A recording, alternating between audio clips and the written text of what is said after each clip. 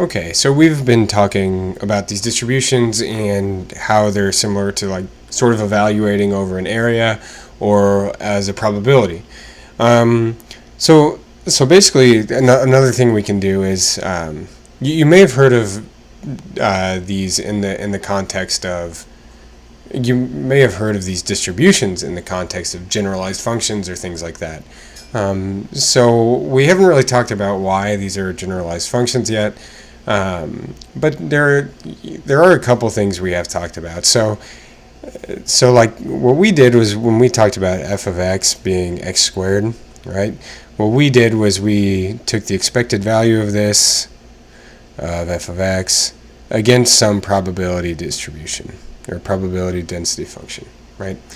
Okay, so now basically what we do is we take our functions and we sort of map them. So like f of x, well, I suppose I should give it a little bit different name.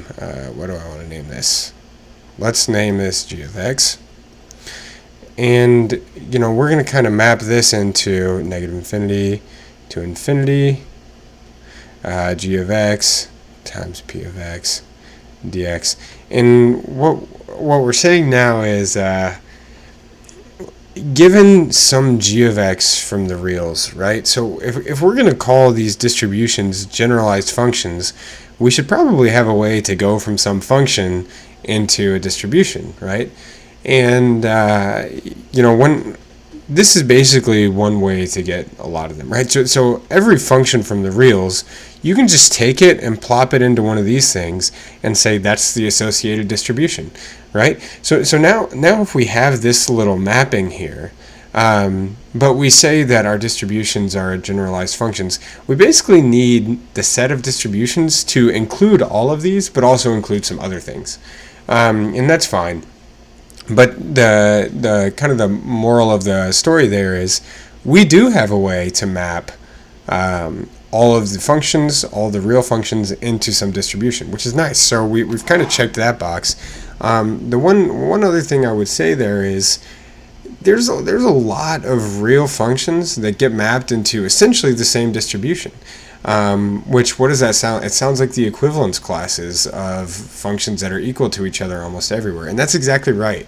So any two functions, so f, let's see, what do I want to name these? Let's name them h of x and z of x. It's probably a bad name. But when we talked about the equivalence classes in the first section, we said, okay, these two are equal as long as they're equal almost everywhere, and that equivalence class is exactly what's happening here. So what we're really doing is we're taking all of these functions on the reals and mapping them into distributions. But this map from the functions, so I'm just going to call them f real. This map into the distributions is not injective, which means that there's tons of real functions that get mapped to the exact same distribution. And that's the same thing as this equivalence class here, right? Because if we had some function that had a hole but a dot up here, this would be treated the same way as that same function without the hole. And that same thing happens in these distributions. So even though we're saying that these distributions are generalized functions, it doesn't mean that each function gets mapped to its own distribution.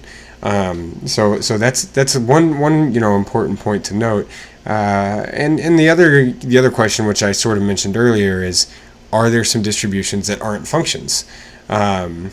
Because we've already said, all right, every function is a distribution, not necessarily a unique one, but they're all distributions. But we also said, well, these distributions should be a bigger set.